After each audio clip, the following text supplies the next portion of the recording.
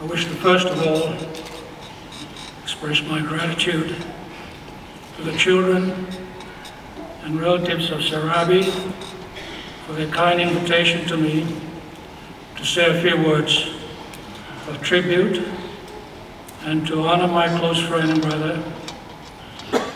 In thanking Sir Rabbie's children and his relatives, and on behalf of my wife, Lady Catherine, and our family, I also wish to pay our respects and condolences to his children, Joy, Isaac, Langi, Aaron, Lorna, Helen, and grandchildren, and to Sir Rabbie's siblings, Jack, Robinson, and Helen, as we share with them their sorrow and grief in the loss of their beloved father and brother.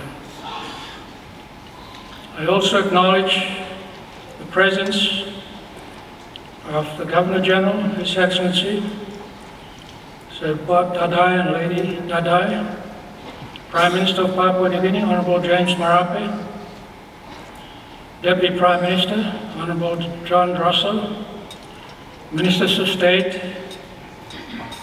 Chief Justice, and your good lady, Governors of Provinces, Excellencies, members of the Diplomatic Corps, Chief Secretary Ivan Pomelu and departmental heads and heads of other state agencies, and one of the children of Grand Chief who's here, Bertha. Thank you for joining us today. I also wish to acknowledge the presence of some very special friends of Sir Rabbie. Dame Meg Taylor, Lady Rosalind Morauta, Dr. James Morauta, the son of Sir Mekere Morauta, Lady Winifred Carmet, and Lady Winifred Carmet, Dame Jean Kakado, Professor Ross Garno, and his son John, and Dr. Peter Drysdale. The devastating news of Rabbie's untimely death has been difficult for us all to understand. It has been not so long ago since Papua New Guinea mourned the passing of our Grand Chief, Sir Michael Sumari, the founding father of our nation, another great leader and Prime Minister, and someone whom I also call as a close friend and brother, Sir Mekere Morauta. Now the nation is in mourning again for the loss of another foundational leader. I ask for your indulgence on this solemn occasion as we gather to honor Rabbie. He, being a man well-versed and well-read in history, indeed a scholar and a teacher of history, that it is only appropriate for us to honor him with some history of Papua New Guinea, for he himself has a substantial role in its creation. His leadership was distinguished by his passion and commitment to the service of nation building and his belief in the importance of staying true to traditional cultures and values. I first came to know Rabbie for a brief period in 1967 as in the second group of university intake, and 1968 during our initial University of Papua New Guinea days, before I left to continue my studies in Australia.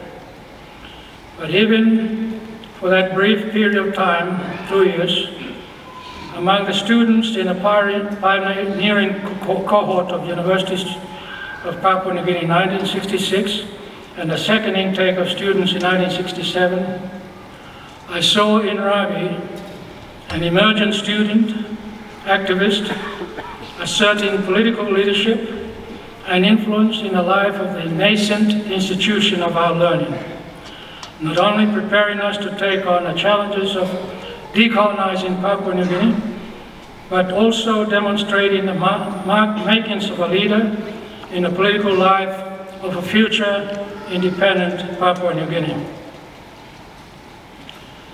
He was at the helm of history, he was making history himself. He was a voice that resonated well in our student debates, and I suspect he had a lot to do with naming of our student news magazine, Nilai Dat, a suspiciously Tauponoa sounding word.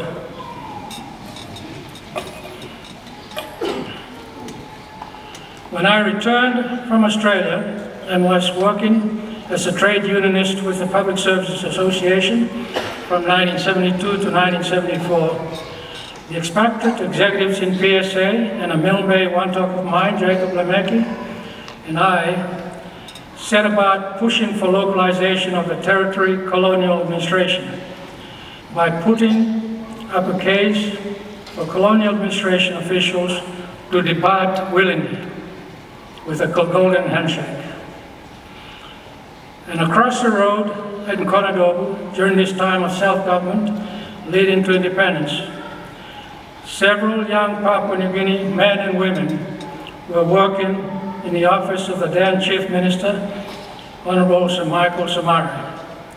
Key amongst them were Rabbie Namaliu, Meg Taylor, Naharuni, and Moyave, and others. They were making their mark as political operatives, advising the Chief Minister and his cohort of Pangu ministers, Albert Marikiki, Paul Lapun, Ebi Olewale, Gaver Rea, Tony Vutus, Sess Abel, Ruben Taureka, and others. They're all agitating for the colonial administration to be localized and for PNG to attain independence sooner rather than later. And of course, attending to the very serious matter of setting policies for an independent Papua New Guinea. Just to complete the political landscape at the time, Julius Chan led the People's Progress Party with Bruce Jeffcott, Donato Smolla, and others, and Tayabo led the United Party, and with mainly Highlands elected politicians.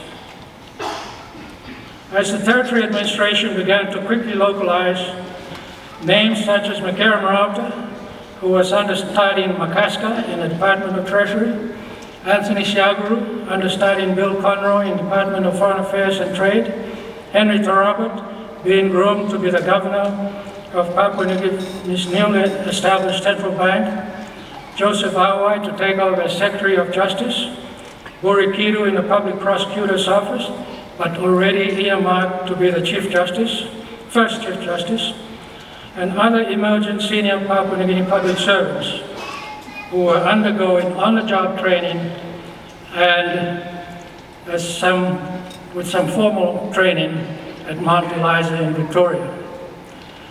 These were the foundational bedrock, the history makers, on which our then emerging young nation was built.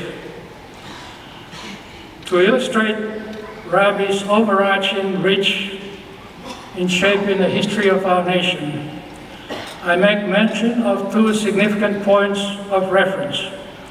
One was the work of the Constitutional Planning Committee, spearheaded by John Mamas and John Caputin, who strongly advocated for a decentralized system of government to be an essential element of our Constitution and in our development policies.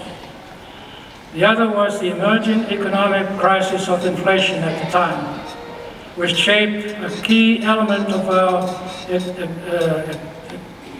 evolving macroeconomic management policy.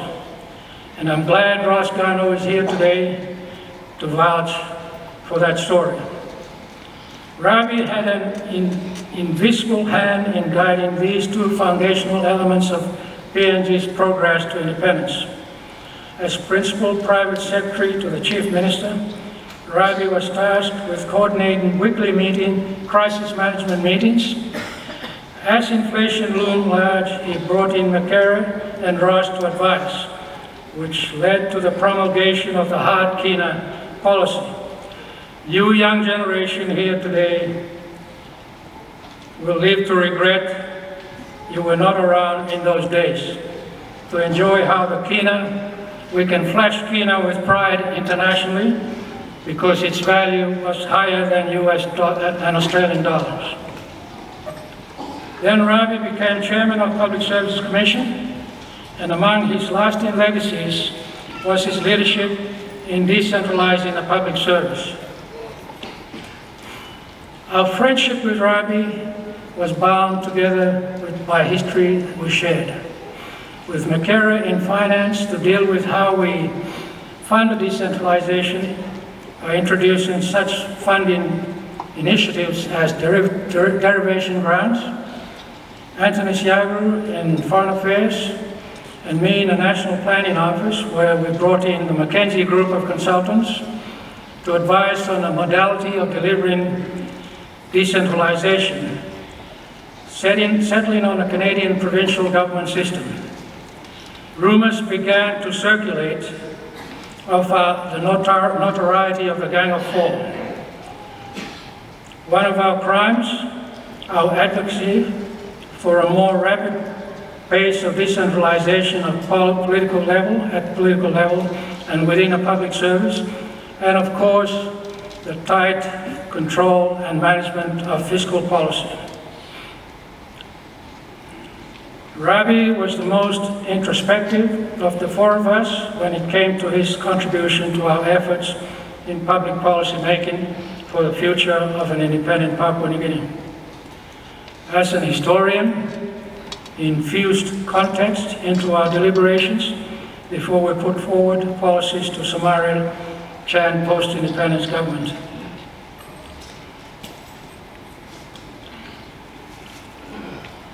As Prime Minister, amongst his key achievements, which reflected his concern about the social, political, and environmental impact of major resource projects, these included completing a protracted negotiations for environment provisions of the Kutubu Petroleum Project, and having these passed by Parliament, which then enabled the project to commence. His initiatives in establishing a development forum where joint venture partners, the state, provincial governments, and landowners were brought in together to reach agreement on key fiscal elements of equity and equity distribution and tax, and of course the signing of the Porgera Agreement. In our times together, whether we discussed matters of state or were just reminiscing over humorous moments in our interactions with our political masters and senior public servants colleagues, Rabbie would from time to time let go of a loud, raucous, infectious laughter. That would provoke similar outbursts of laughter from Mekere, Tony, and me, as if Rabbie was the lead singer and we chimed in for the chorus. Those were truly moments of friendship that continue to resonate for me, especially since the passing of Tony in 2004, and then Mekere, and now Rabbie. I was deeply moved during a trip to Kokopo last week on Sir Rabbie's return to say his farewell to his people, last farewell to his people, by the tributes from his people and our national leaders, and from many whose lives he has touched. They speak loud and clear of a life well lived and complete, a life of patient listening, of humility, of generosity, untiring servitude, and compassion, a life of leadership to emulate. And I attest from the earliest days of our friendship, it was a life of passion and commitment for the good of our nation and its people. Rabbie is one person who leaves a legacy to disprove what old Bill Shakespeare, who in his play Julius Caesar gave words to Mark Antony, that evil that men do lives long after them, the good, the evil that men do lives long after them. The good is often interred with their bones. Rabbie's imprint is different. His good deeds will live on for well and truly many years to come, as long as we keep remembering our history as a nation. And for those of us who refuse to learn from our past and our culture, knowledge will die. Rabbie, you being a man steeped in our culture, I invite you, my friend and brother, to enter the realm of spirits for Trobrianders, that is Tuma, to rest while in transit to your final destination. As you enter Tuma, you come to a small rocky outcrop from which a stream of water cascades. There you sit yourself down, unburden yourself and your earthly accoutrements, your power, your status, your wealth. You cup your hands, fill them with the cascading stream of water of Tuma. Splash your face with this refreshing water, then enter Tuma, where you will enjoy many a bountiful harvest of yams and abundant fish from its shores. You will meet and be welcomed by the spirits of Trobrianders, speaking in dialects from all parts of Trobriand, and more so, please teach them Koanoa language. A song of tribute, or Tuma, or Wasi Tuma, I dedicate to you, Rabbie, my friend and brother. Trobriand is matrilineal, the source of power and our status and our land rights. Inade kwaume gombigo bigatu menakapo duaya go inade kwaume gombigo bigatu